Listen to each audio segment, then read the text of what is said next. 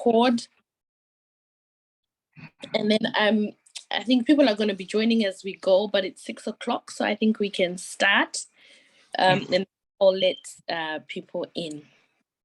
So yeah, so good evening and welcome to you, Vonayi Nyamazana, for our webinar on dealing with menopause. So my name is Rumbidzai Vunzawabaya, and I'm the founder of Tulia, an organization that supports migrants living in the United Kingdom. One of the things that we do is to educate, another is to empower, and another to restore. So to bring about restoration to migrants. And we deal with various issues in terms of immigration law and also family law and the impact that it has on migrants specifically. One of the key issues that we deal with is divorces. And with divorce comes, there's so many different reasons for that, but we see that in midlife, men sometimes reach a midlife crisis. Women also reach crisis in a different way. So one of the issues is menopause, and because there's not a lot of knowledge around that issue in that area, we find that a lot of middle-aged people suddenly they get divorced. Because of the woman, she's gone crazy, or they just don't understand her behavior. And so I would like you to demystify this area.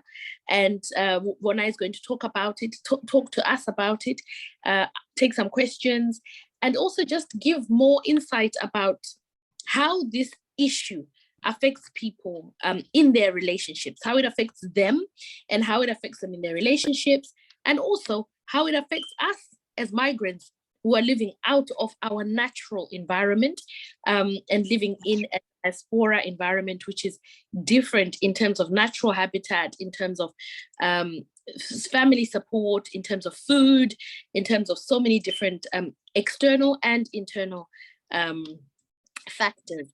I'm going to hand over this time to Vonayi Nyamazana, who is the CEO and founder of Ketura, an organization that supports Black and ethnic minority women, or Black women, I think Black women, in their journey in menopause. So over to you, Vonayi. I will leave this time all to you. Hi, Rumbi, and thank you so much for inviting me onto your platform and to especially talk about this topic that nobody has wanted to talk about in such a long time, and to try and demystify it and make it make sense really for especially our community, the Black community, the Black African community, the Black African migrants, because like you said, we view things slightly differently, if you like, simply because of who we are and where we come from and what we believe. So menopause is, strangely enough, a mystery, has been a mystery for a long time. And because of that, there has been so many myths, old wives' tales, whispers, half-truths that have been filtering about and just filling our ears, so that people tended to then fear and not really know what menopause is. And then we believe those half-truths, we believe the myths, in the old wives' tales, because nobody has been telling or informing us about what menopause is. The strange thing, though, is, not being talked about something that every woman is going to go through. It's very strange, because if we are blessed with long life, we are going definitely to go through menopause, simply because it is natural. It is a natural process of aging. When we get onto our late 30s, into our 40s, this is part of a woman's journey in life. And it can be very confusing for women. It can be very bewildering, because we will be impacted in one way or another. Very few, a very small percentage doesn't get impacted, but for the most part, most of us will feel the effects of the symptoms of menopause. Some people say it is menopause that you suffer from, but it is actually the symptoms that come with the change that our bodies will be going through. That is what gives us a really, really hard time. So today I am going to try and demystify it, answer questions that you have. If you write it in the chats, Tulia will then let me know what your questions are. Any comments that you might have would be helpful in helping others as well. Because what I like to say is that, you know, knowledge is power. When you are forewarned, you are forearmed. And the more we talk about it, the more that we are going to demystify it. The more we talk about it is the more that we are going to break the taboos, this culture of silence that has made menopause into something that really it isn't. Before I go too far, I just want to put in a disclaimer and say I'm not a doctor. I'm not a nurse. I'm not a medical profession. I am a menopause coach.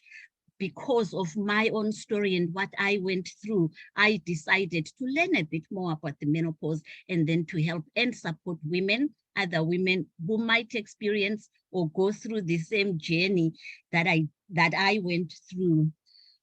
Because for me, what was spotlighted for me was the loneliness that I felt because nobody was talking. It was this feeling of being lost and not being in a community of women that could talk about menopause openly. That for me was really hard hitting. Of course, I was going through the symptoms, and I think I had really severe symptoms. And that is why I decided that, look, I'm going to do something about this. I've got a couple of questions that I want to ask you before I go too far. Lately, have you felt really tired and not understand why you are suddenly so tired? So for me, before I could jump out of bed and get to the bathroom and do stuff, and within an hour I could be at work and start work. But when the symptoms started coming on, when the changes started taking place, it would take me much longer. It took me double the time. I needed 2 hours all of a sudden to get ready. I was just tired all the time. Do you forget where you are putting things? For instance, your keys, stuff in the kitchen suddenly finds itself in the wrong places. You simply cannot find or remember where you put stuff. Do you start a sentence and then suddenly stop and think, where was I going with that sentence? What was I going to say? Or do you sometimes start to describe something or someone simply because you can't remember their names or you can't remember the name of that thing, and you keep saying, oh, you know, that thing that cuts and that does this, you know? And do you just feel sometimes that you are not as motivated as you used to be, and you know, you've lost confidence in your abilities? And then do you sometimes just feel anxious? You have this anxiety and you don't even understand why you are so anxious. If you are going through this, just put your answers in the chat, because it really helps others to realize that they are not alone. There is a whole community of women out there that could be going through the same stuff. And I would also like to ask you another question. That is, why do you think our community doesn't talk about menopause? Really interesting. And to follow on with that, you know, I want to talk about a few myths and a few taboos, a few old wives' tales. And this is what has been believed by many people as well. One, menopause starts at 50. Is that true or false? You can answer me in the chats. You can only tell that you are in menopause when your period stops. Is that true or false? And another one is that the only symptoms of menopause are hot flashes. Is that true or is that false? And I would also like to ask you, what myths have you heard? What myths have you grown up hearing about the menopause? And if not, just simply say, you know, I've not heard anything at all about menopause. I don't know what it is. Now, menopause, to just simply explain it, menopause is that time when for a woman, her ovaries stop producing eggs. When that happens, your body, which for years, from the time that you were a teenager, when you started your periods, this is when eggs started being manufactured in your body. For years, your body has been so used to these eggs that are being produced in your body. The ovaries, every month, they would produce these eggs that are waiting to be fertilized so that you can be fertile and be productive and have babies. That is what we do. And there's a specific hormone that is responsible for all this, and it is called estrogen. Now, when we are born with so many of these eggs in our bodies, from the time that we're born to teenagers, to our 20s and our 30s. But as we get older, these eggs start to decrease in numbers. They start to go down and they start to go down until we get to a point where no eggs are being produced. And when you have gone through 12 months of not having a period, that is when they say you've now reached menopause. Now, the important thing that you need to understand is menopause doesn't happen overnight. So from the time that the eggs, less and less of them are being produced, there is a decrease in the production of the eggs by your ovaries. Your body realizes and picks up that something is wrong in my body. The hormone itself, the estrogen, depletes. And it is such a powerful hormone in that it regulates, it influences your productivity, your moods, your pleasure zones. It's such a big influencer in our bodies as women. And when this hormone decreases more and more, your body tries to adjust, it tries to do something to help itself. And as it does that, you are in a stage that is called perimenopause. And perimenopause simply means around menopause. This is the stage before you get into menopause. So your body, in trying to adjust to the change, you have these symptoms. Now, these symptoms I would call, they are the trouble causers. These are the then symptoms that you start to feel tired, you have mood swings, you have exhaustion, joint pain, so many other things start to happen in your body that you feel like you are lost. You feel like, I don't understand my body anymore. What is going on? And this is what would then be happening in your body. It's trying to adjust. The estrogen is gone, and the estrogen used to be such a player in your body. And you then have to start to find ways to supplement the estrogen. So I am going to, once you then reach menopause, the next stage is called the postmenopausal stage. Postmenopause is after menopause. Sorry, I've got, Rumbi, can you see that at all? No? No. I'm going to try and share this. Yep. Okay, those are the stages of menopause. The perimenopause, which I just explained, which is before menopause. And this can occur usually, they say it should start occurring in your 40s to about 50, 52. and then you get into menopause itself after 1 year of not having a period, a full year of just being dry of bleeds, no bleeds whatsoever.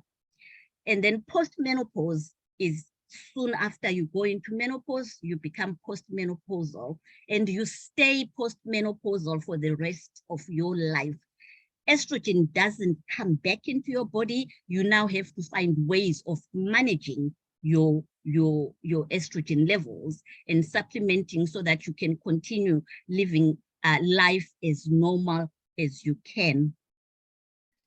Now, the symptoms that you are most likely to experience are the ones that I've just put on the screen. There were so many, I didn't want to try and explain them, but you can see how many they are. And they are still coming up with even more of these. So you'll find that most people will talk about hot flashes, headaches, mood swings, joint pain, fatigue, anxiety, poor concentration, brain fog, and so many. So breasts as well. What I've put here are the most common ones, but then you also do have ones that are not so common, like the itchy skin, hair loss, or abnormal hair growth, dry mouth, constipation, your body odor changes as well. So you do have all these things that are actually taking place in your body that for some women, it's so debilitating. For some women, there is just so much discomfort. For some, it's mental health as well that is affected, and it will affect your day-to-day life.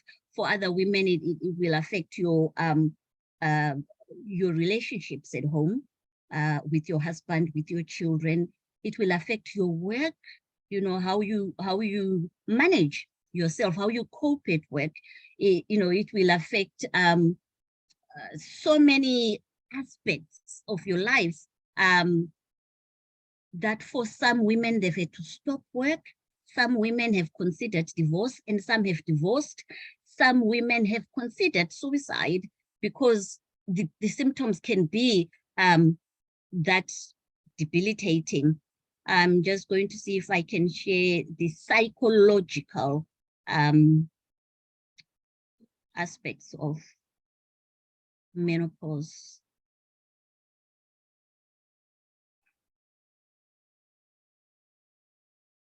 Just bear with me.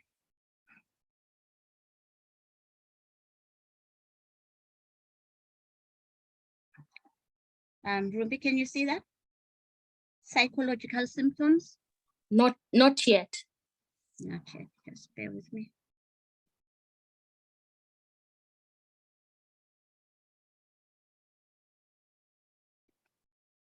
Oh, I might just end up reading them. Okay, so the psychological symptoms are anxiety, depression, sadness, difficulty in concentrating, overreacting to minor upsets, anger and irritability, forgetfulness, and mood swings.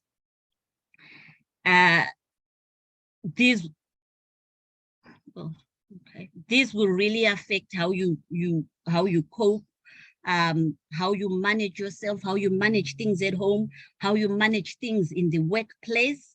And you just have to find coping ways. And if you have no one to talk to, this becomes a really big issue, and you find yourself isolated, depressed. Depression becomes a real thing when you are alone. And for some people, they are ashamed to even talk about menopause because they feel that people will dismiss them or make fun of them, or feel that, oh, she's now too old, she's good for nothing. And that is such a real thing for women, that we need to start talking about menopause and start endorsing women that you are worthy. You know, you are still productive, you are still able to carry on and work. you can still enjoy your relationships, you can still enjoy your marriage. And one of the questions that I do get is, how long does menopause last? Menopause, like I said, you go into it after that 12 months, and then you get into the postmenopausal stage. You stay in the postmenopausal stage for life. It goes on until you die. Now, you cannot afford to stop enjoying life because you are postmenopausal. If you get postmenopausal at age 52 or 53 or 54, does that mean now you stop being productive, you stop being useful, you stop enjoying life, you stop having intercourse with your husband? Because one of the main symptoms that I didn't mention earlier is the loss of libido, which is where you just stop having that pleasure zone. You stop wanting to have intimacy with your husband or your partners. And this is what and how your marriage and relationships are going to be affected. And it's because of the estrogen that is now lacking in your body, because it really does affect our how we respond in relationships as far as intimacy is concerned. Somebody saying, how does it affect marriage? And what can I do about sex? Okay, I will definitely get to you on those ones.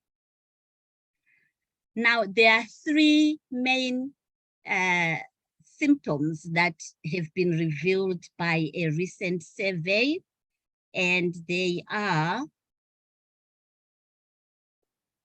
bear with me.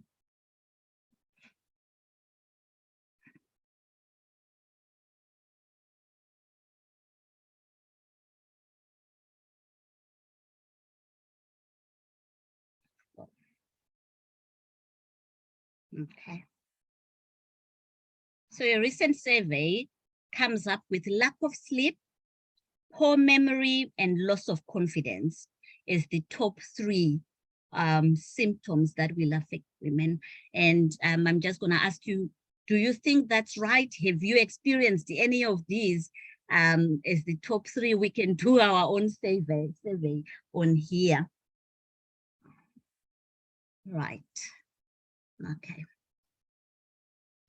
So like I said before, we will all experience menopause, but we experience it differently. But for most, mental health is affected, physical health is affected, work life is affected, marriage and relationships are going to be affected. Now, I want to address especially our community, our Black African community, how we get affected. Now, and how we respond and our attitude towards menopause. Now, because of where we come from, because of our culture, our traditions, our beliefs, what we have grown up hearing and being taught, and because of our religion as well, we will respond very much differently to how other people in this country say the English themselves, how they respond to it. And actually research has said that we come into menopause later than white women, and we stay in it longer, like the perimenopause, we stay in it longer. And we experience the hot flashes more than the white people do. Now, our attitude, because of what we are taught, will be different. I'm going to respond differently to menopause. For my white counterparts, it's easy for them to accept what the books are saying, what the doctors are saying, the treatments that are being offered. But for me, Black African Christian woman, with my past, my traditions, my beliefs, it's going to take me a bit longer maybe to accept treatment. For instance, the HRT, the hormone replacement therapies that are there. I'm going to think, no, I'm not doing that. I'm going to pray about it instead. Nothing wrong with prayer. But if you are experiencing debilitating symptoms, why not take the help that is there? There will be other options that you can look at. And we need to come together and talk about these things. What options are there? Can I change my lifestyle? Can I change my diet? Can I change the way I do things to minimize the impact of these symptoms? Now, coming into marriage. Okay, we are taught you stay in marriage, you listen to your husband, you pleasure him. Now, when you hit menopause, the mood swings can be so much that you don't even understand yourself. The mood swings are yo-yoing up and down. It's the hormonal imbalances. There are 3 hormones that you are trying to deal with that are fighting in your body that you cannot help. There's estrogen, progesterone, and testosterone. Mood swings, your moods will be affected. 1 minute you are crying, you are emotional, you are depressed, you are anxious. The next minute, you might be happy for a short time. It's not much when you are in menopause and you are dealing with these changes. The way you used to feel towards your husband physically changes because of the loss of the libido. The estrogen is gone. So that need and want and pleasure that would make you want to touch your husband and to enjoy the intimacy together, it's either gone or it's minimized. You have to work at it. Your husband has to work at it. Relationships, the way you talk to him, it changes because you can't help it. And if he doesn't understand what is going on, you are going to be at loggerheads because he's going to say you are impossible. Why are you like this? You never used to be like this. Why can't I talk to you? It becomes really difficult.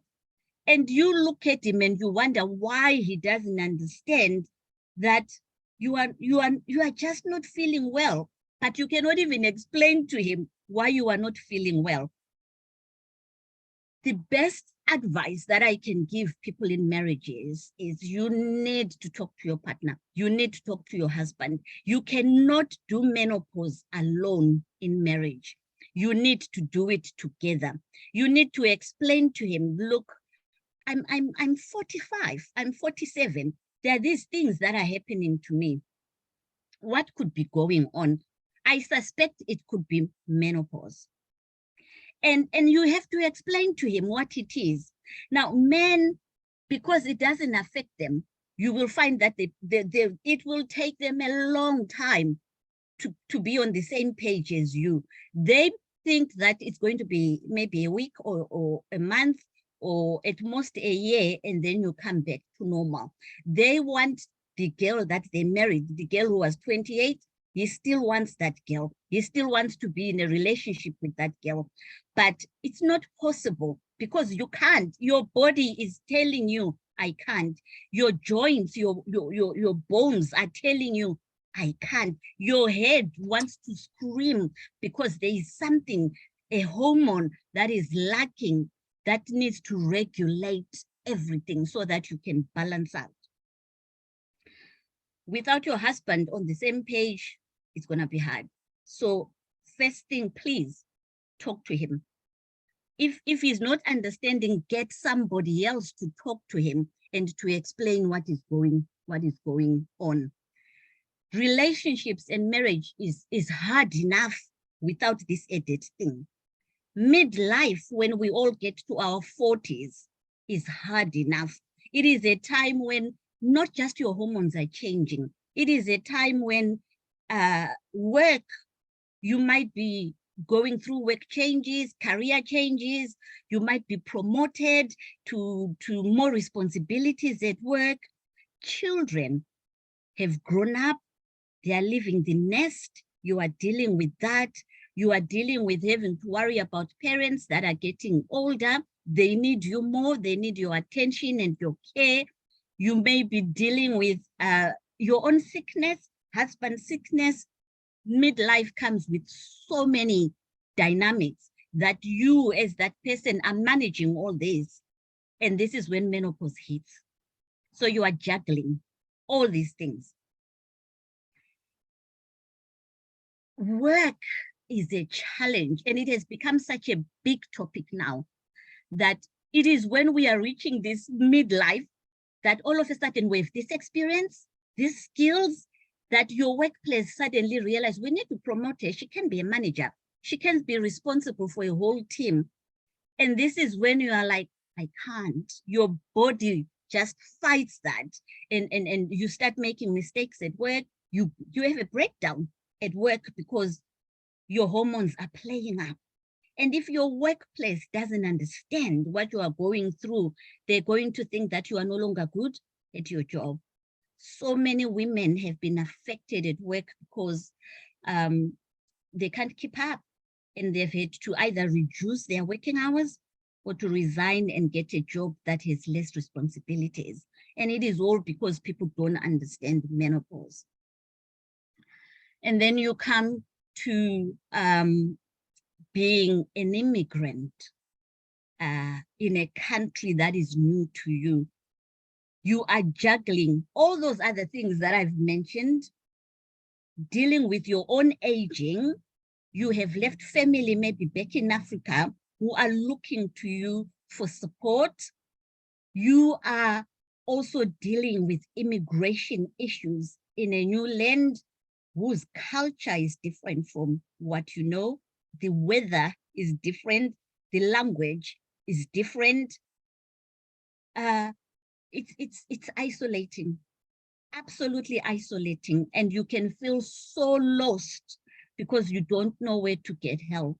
And when you do reach out sometimes, you get the wrong advice, or you don't understand what the doctor is saying.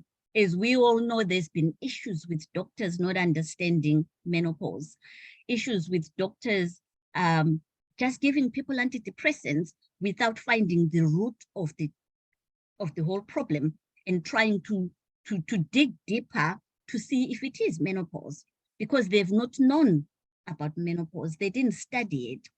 So it is worth you getting informed, getting an understanding of what is happening in your body. You can be your best doctor when it comes to knowing your body best, because the doctor will only work with what you tell him or her. 60% of divorces are initiated by women in their 40s and 50s and possibly 60s. And if you put all this together, these are the menopause years. These are the menopausal years. Why? It is because the problems start when the woman starts to get these changes. She's not understanding them. The husband is not understanding them. And because we are not coming together to talk about it, we think the love is gone, the chemistry is gone. It's pointless to continue talking and being together.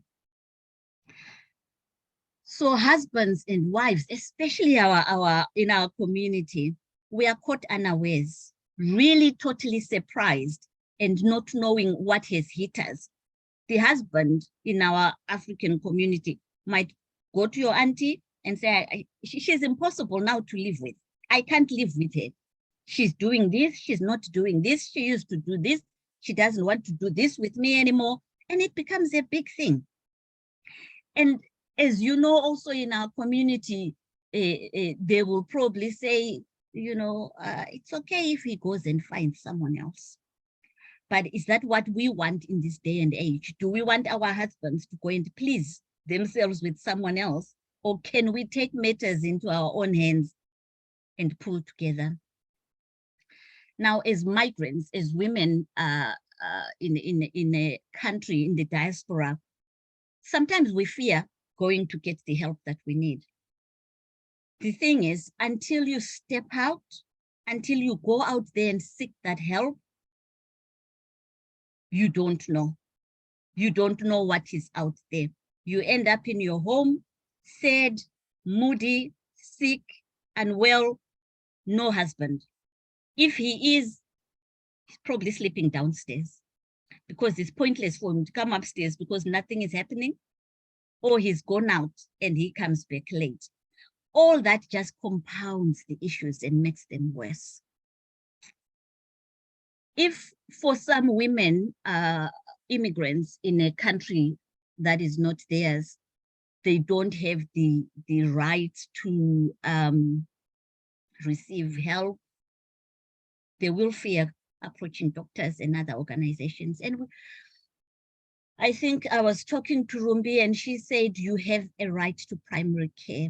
You can go to the doctors. They cannot leave you to suffer, you know, because you are sick, because you don't have papers. So unless you seek help, that's, you know, that's what I can say. Seek help, ask someone. There will be someone out there that can advise you accordingly. If you fear going out to get help, if you are not sure about what is happening to you, find a network of women that you can offload and talk and say, these are the issues that I'm going through. They may be compounded, but I can guarantee that there will be someone that can help with at least one or two of the issues that you may be going through. Sometimes it's worth going for counseling, for couples counseling, to get a better understanding of what is going on and find ways to help each other as a couple. How can you help your wife to manage her moods? And as a wife, what can you do to manage your moods? This can be practical. This can be by the food that you eat. It can be by any treatments that you might get. Sometimes the depression and anxiety might be so much that you may need to get more than just counseling.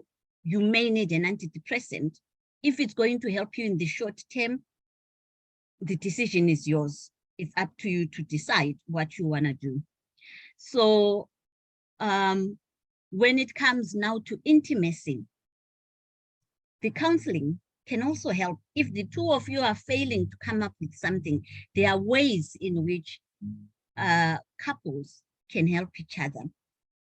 Initially, because lack of libido will dry your vagina and making sex very painful, you have to try and find other ways to make it easy for the wife, make it pleasurable for the wife. It may take longer to get there, but you'd rather it takes longer than it not happen at all. There are gels that can be used. You can buy them from Boots. You can buy them online. They are safe gels that you can use to help the wife, to help the woman, to make penetration easier and less painful. There are ways that you can come up together to play, make foreplay longer. I read somewhere that for women in menopause or postmenopausal, it's very difficult for them to just think, oh, I think I want to have intimacy with my husband. It doesn't happen anymore. They need a little bit of help to make that happen. So it may take hand holding whilst you're watching TV. It may take a massage. It may take whatever the two of you can come up with to help each other. It is a time, I think, when couples can come together, become closer as they work towards making their this particular season. You've been younger, you've done things together, you've run, you've built a life together. This is a season of enjoying your life together. Make it a pleasurable season. And you may have, okay, so if I'm 54 now, I'm not expecting to die at 60. I'm believing God to give me another 30 years of life. If I'm lucky, it can be more. So I still want to enjoy myself for those 30, 40 years. It is not the end. I am not going to give up. And try and put a positive spin by getting the help that you need. Try and put a positive spin to this new life. The children are not there. You don't have that responsibility. You don't have school run. You don't have university fees or to go and pick them up from uni. You don't have a mortgage. You don't have any of these other things. This is a time to be you, find out what else there is in life and just enjoy it and just continue with life without all these other things. So what are the other things? Please do put questions so I can continue to answer them. Get the help that you need. I'm going to see if I can share something else. Oh, okay. Rumbi, I can't share. That's fine. I will just continue to speak. It says I can't share.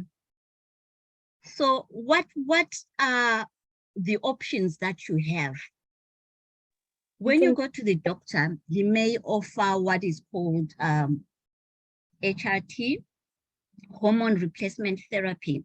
There's been a lot of talk about HRT, but they say it is the best so far option that will treat these symptoms of menopause and sort of replace the estrogen that you need in your body. Now, you don't have to take HRT. You do your research, you find out what you can, and you make the right decision for yourself. There are other options that are non-hormonal therapy treatments that you can decide to go for. These are lifestyle changes that you will have to be very disciplined and use, which are changing your diet, replacing whatever diet you've been having with a diet that replaces the estrogen in your bodies. You will have to exercise a bit more. You will have to move. You don't have to do hard-hitting gym. You can just walk, make it regular, make it maybe 4 or 5 times a week. If you can, take a walk. If you can still do the gym, go to the gym. What you need to be doing now is to be building your muscles, because you lose muscle mass when you get to our age because of the estrogen that is gone. The elasticity in our muscles goes, and you find that you are not as strong as you are. You need to be building that up a bit more. So some women will do a bit of lifting just to sort of, not to bulk up, but just to tone up and to build their muscles up again. You can, so it's dieting, it's exercising, it's joining a group of women that can help you to understand what is going on with your life. And when you do decide to go to the GP, let me see. No, okay. When you do decide to go and see the GP, you need to be ready for that. You need to prepare for that. Don't just rock up and say, GP, I can't sleep, I'm depressed, because what they will do is probably give you an antidepressant. So be prepared. Once you realize that this must be menopause, please do a little diary. Write what your symptoms are. Write down what is going on with you. Write down the frequency that this is happening. Write, down the different symptoms that you are experiencing, and go and explain to the GP that, GP, I think I am going through menopause. Don't just rock up there and expect him to come up with the answers. Help the GPs. They work with what you tell them. They work with what we give them to work with. If you put something in a computer, it gives you the answer to what you have put in. So be proactive with your health, be proactive with your relationships, be proactive with your life, because this is what it is. It is your life. It is your marriage, it is your stay in the UK, and you want it to be healthy, you want it to be happy, and you want to flourish in this land, in your life, in your family, and in your marriage.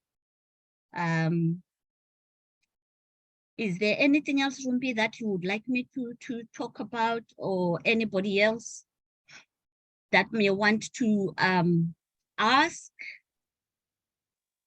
Yeah, I think, thank you so much, Vonayi. That's been really great. And I think you've answered some of the questions that were in the chat, but I know the chat function wasn't working. So if anyone wants to unmute and ask any questions, please feel free to do so. If you'd like to unmute yourself and ask any questions or give any comments so far, but that's been really useful. And I think knowing that it's a new season which needs new strategies, and it's unfortunate that sometimes through lack of understanding that season can end abruptly because people don't know what's going on. And so knowledge is power, and thank you so much for sharing this knowledge, which really equips us to be able to face this new middle age season that we are in, and that many people are in but feel isolated. So I'm just going to, just leave any time for anyone who's got any comments or any questions. You can even post them in the questions facility, or you can unmute yourselves.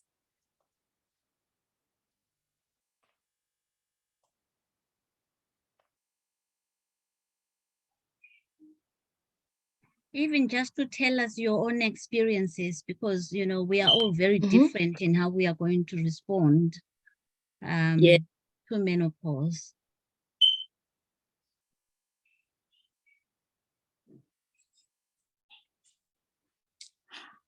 Chawa, any experience?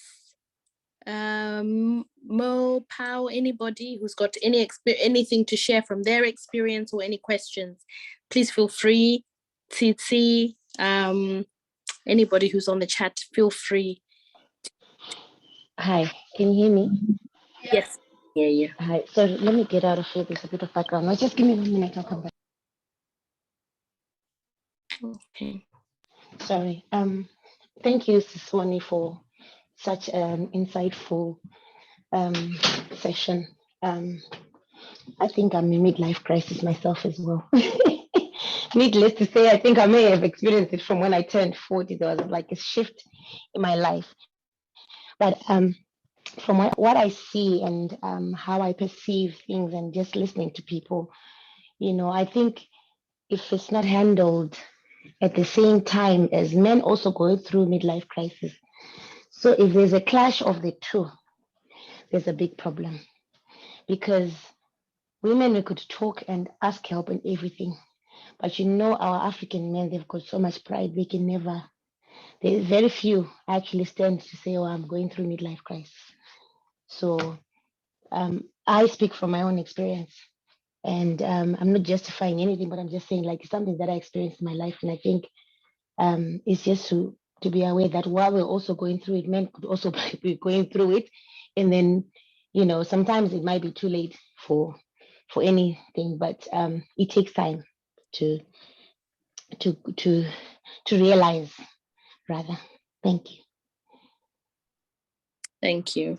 Okay. Thank you. Sorry on you. But I really think from Sis Vonayi, just perhaps you can answer on something that Chawa said, that I don't know, like with menopause, there's a lot of literature online. We talk about it and we know what to expect now that, you know, we're able, even if you Google, there's a lot you can find out. Do you know what happens to men in midlife crisis and what is their equivalent of menopause if they have it? Something that Chawa mentioned, that if you are both going through, do you know, or is there an equivalent? What do they go through? You know, I believe there's an equivalent, and they do have their own issues that hit them when they get to midlife. And as you know, their health is also quite affected. And, you know, men start to, their testosterone, their sperm levels decrease, actually, as they also reach a certain age, I think, after midlife. And it's a big worry for them. And for them, this is how midlife crisis was coined. For them, it's a crisis. How can I not be productive in that way because I am a man?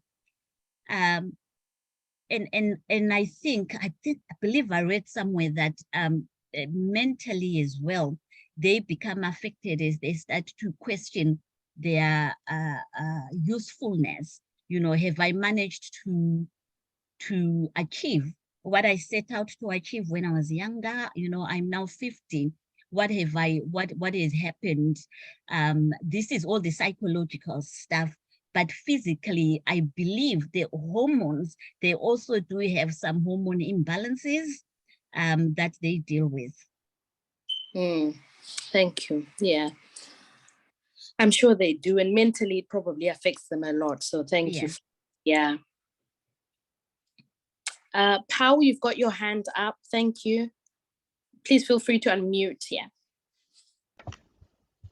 Hello, family. Thank you, Sis Vonayi, for walking us through that really informative journey about menopause, and especially the 3 phases: perimenopausal, menopause, and post. It's really become such a mystery, I think, in a lot of people that are experiencing this. And as you're saying, the ME groups are unsure how to manage these issues. I'm going to share a little bit of experience in terms of what people ought to be aware of. And I'll offer this from a double perspective as a carer to one of my daughters who had to undergo medically induced menopause at the age of 22, as well as myself going on. What I discovered was when I was getting into menopause, I actually caught on what my daughter experienced. Then I realized I needed to get myself checked up. But the biggest issue that was key for her was the changes in temperature. I have begun to experience that as well. I'm usually a very cold person, but I get into those places where I feel really hot and uncomfortably hot, even in the seasons when the weather is supposed to be cold. But I remember going through a season when my daughter could actually get such severe hot flashes, and she would literally start drenching right in front of you when you were just comfortably chatting. What I didn't know at the time was she had just gone through a couple of surgeries, and we were thinking if there were any complexities to do with that. Menopause for her was treatment for something else. Now, I would do a sponge, cold sponge, to just help ease the temperature or delay her clothing. And in no time would we discover she's gone to the other extreme end. She's literally shivering. It's too cold, mommy. We'll then have to resort to, using a heated and over blanket, under blanket, get her into bed, patch up. I mean, we were making a very difficult situation kind of light by joking about, are you becoming a drama queen? What are you like? But that was really difficult. One thing that we realized was in her sleep, she needed to have as many bath sheets as possible because she would literally drench. Under blankets, electric under blankets would get damaged as often as, because the sweat was quite severe. Now, I'm not sure how many people would have experienced that severity of sweating, but what we found a resolve was to use the toweling dressing gowns, so that when she slept, she could change a dressing gown. If she felt too hot, as we did with babies, I think temperature was too high, you would do a cold sponge to reduce it and then keep them at just a reasonable level, but also the right type of material of their pajamas, for instance. So cotton and toweling was really useful. She would change 3 to 5 bath sheets just to keep her bed kind of dry. Otherwise, it would be completely drenched. Would have to remove all the beddings. So that went on throughout the whole season that she was on menopause. What we didn't know at the time was that they had also given her an HRT add-back to take as oral medication. She had a side effect of the underlying condition with nausea, so she was never able to retain this. Then they gave her patches. Patches would, of course, be washed away because of the sweat. And so towards the end of that treatment was when she was having another review with her consultant to then say, oh, there is a gel that you can use. And he was wondering at this point, why hasn't your GP prescribed this? It brings again the same reality. General practitioners don't have all the information. it was interesting that her consultant, who was treating a different ailment, had more ideas because of the treatment as menopause, therefore knew how to counter effect menopausal effects as well as side effects. She suffered not only menopause effects, but also side effects of menopause. And so they then at that point prescribed her a gel, which seemed to have been effective, but she was coming to an end of that. And I share that because if somebody has struggled with that, for myself, with the hot flashes, I literally sometimes have to get out of bed, go open the door, because the window open wide doesn't help. I literally feel as though I'm suffocating. I've got to open the door, have a fresh breath, literally a breeze flush through and then close. It's like, oh, I can breathe. And the little things that we can do to help ourselves, putting on the neckline sand beans and things like that, cooling the wrist underwater. Those are little things that we needed to do for my daughter. And she became osteoporotic as well. So again, we had to go back to the doctors to get medication in good time. So whenever something's feeling out of range, the encouragement is, as Vonnie is saying there, really go back to the doctors, but ensure to ask for second opinions, because it's not all the general practitioners that have got an idea of what's going on. And once they refer you to another person, you're likely going to get the information. Thank you. That's wonderful. Thank you so much for that. That was really helpful and informative. Sis Vonnie, do you have anything to add to that or to comment? Yes, just wanted to say it's one of the areas I didn't touch on because we were focusing on migrant women, but it's the medically induced menopause that will affect even people under 40, people under 30. Yeah, and because of certain illnesses as well and treatments, some people will be catapulted into menopause unawares. And unfortunately, some doctors don't explain that this is going to happen, and somebody finds themselves in a tsunami. Yeah. No, that's great. Thank you. I think Chawa, you've got your hand up. Yeah, I actually wanted to ask a question quickly. And just put a comment on what Sis Power was talking about. You know, women, we have it really bad, from PMS to periods. It's like a never-ending thing. All the mood swings during the periods.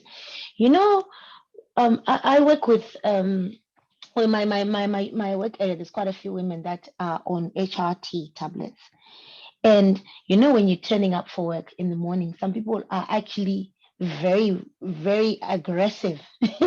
And they'll tell you that don't talk to me because I've just had my tablets. It's almost like it sinks in for a couple of hours before you can actually have a normal conversation with that. I lived with my mom for a long time and we talk about these things. And my mom said she never had those HRT tablets. She never had like all these other symptoms that are very aggressive. Like if you talk to our British people, they have quite erratic moments of their menopause moments. Is it more common here because of environment or circumstances? Because personally, for me, sometimes I just find myself crying for no reason. Like I sit here and I just cry, and I can tell now I've got an app that tells me I'm almost going on my period. So I know that I have to disengage from my kids because I'm raising boys, and I don't want to be aggressive to my boys towards my periods, because that's another time that just it hits off and you're like, ha, you can't shift it. Is there any other therapies or ailments that people are using to just suppress these things instead of HRT? Because apparently HRTs, in as much as they're good, they're not the best of therapies in the long term.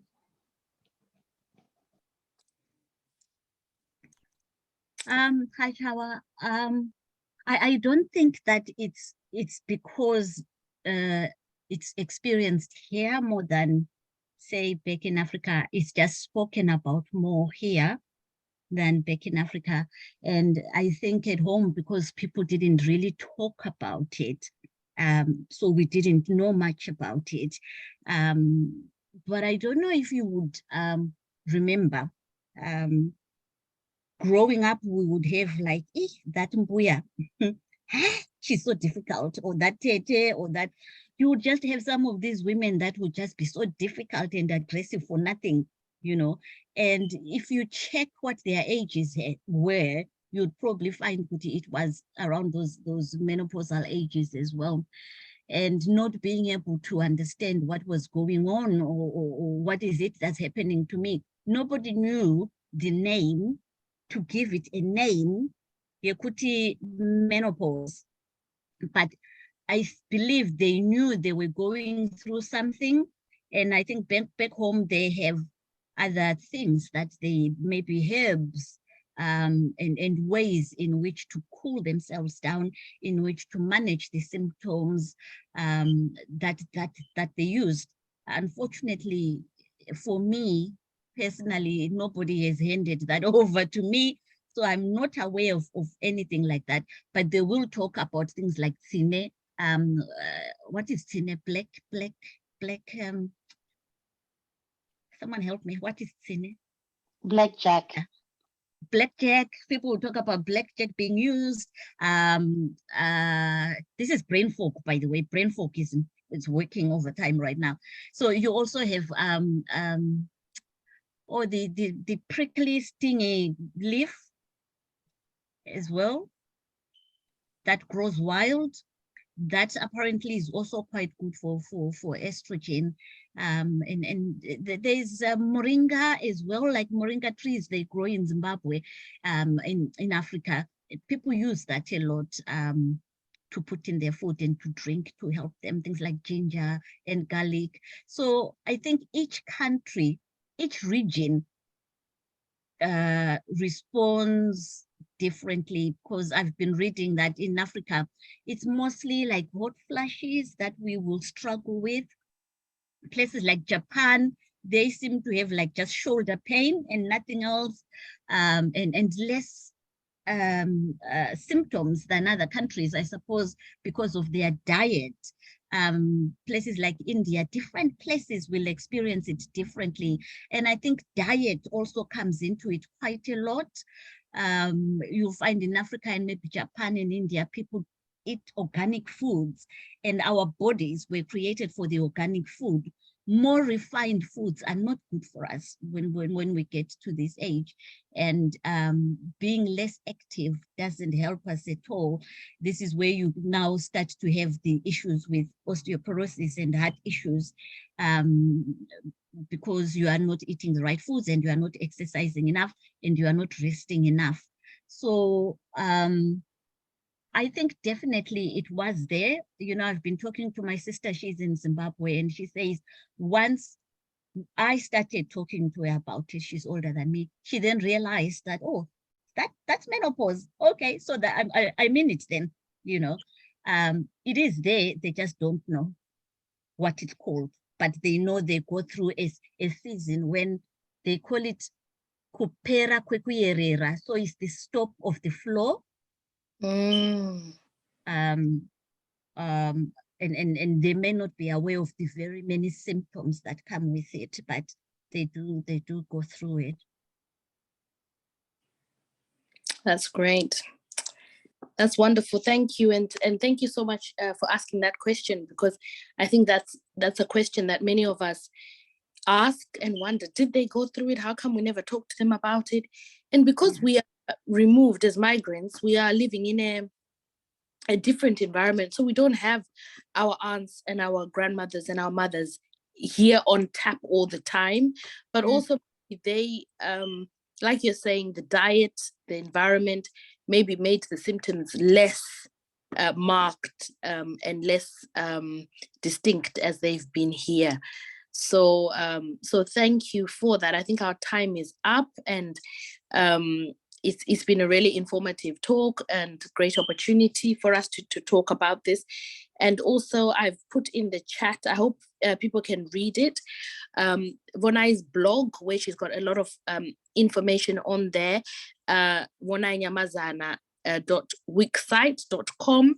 There's some articles on there and some skills on how to cope. There's a WhatsApp group, which is also in the chat, that you can join, a support group for women who are going through menopause. Facebook, look out for Vonayi's Lounge, where she does some really informative videos on there. Instagram, it's ketura.woman.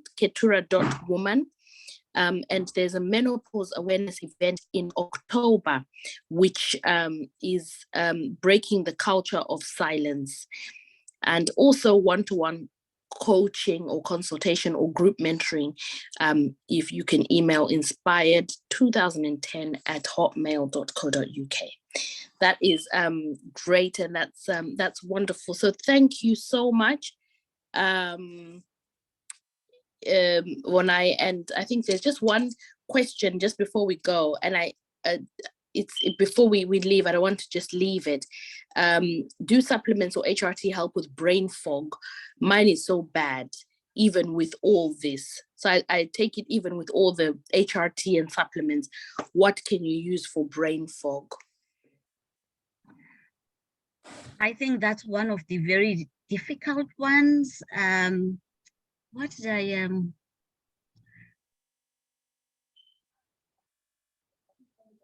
Oh, I could be going through it right now.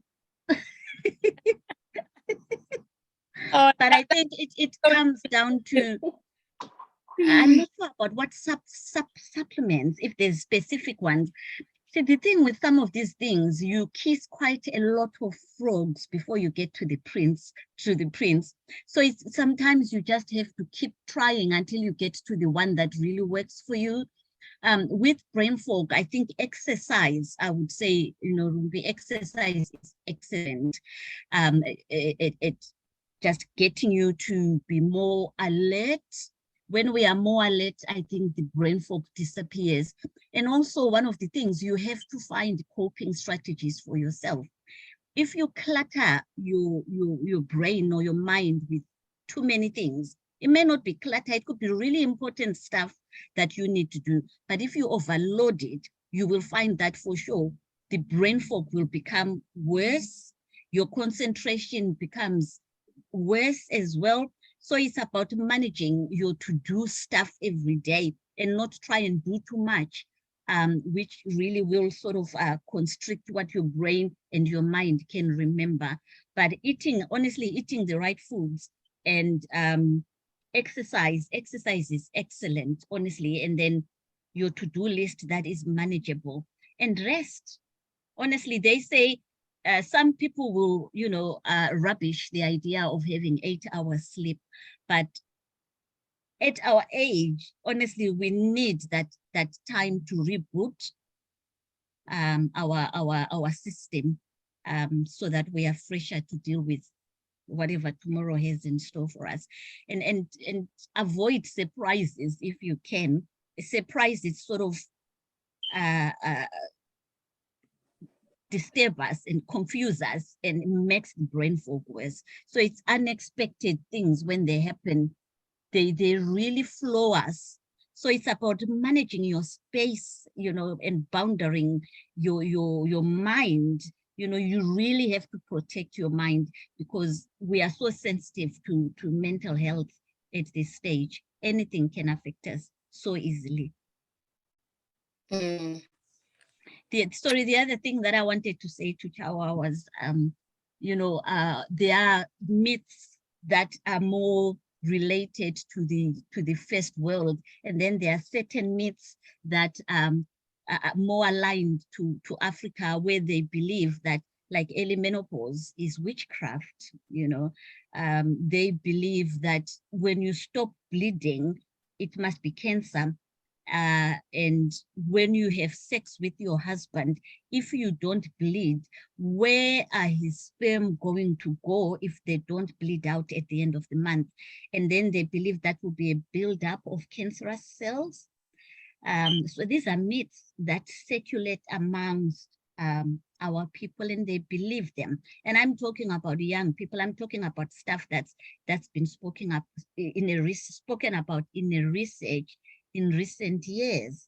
So, there's all that stuff that we need to debunk and to demystify, so that people can get the right information and get the right help in order to make the right decisions on how to access the help that is best for them. And it's always about research, and knowing your body and what works well for you. Thank you. That's great. Thank you. Thank you so much. Thank you so much, Vonayi, for your time, and thank you for sharing your knowledge and your expertise. We're really grateful. This video is going to be available on our website and also on YouTube, so I'll send the links over for anyone who would be interested in it, and we can share. I know some people have asked if the recording will be available, so it will definitely be available. Thank you so much, and thank you everybody for. Have a good night. Thank you. Thank you so much. Thank you. Good night. Good night. Thank you.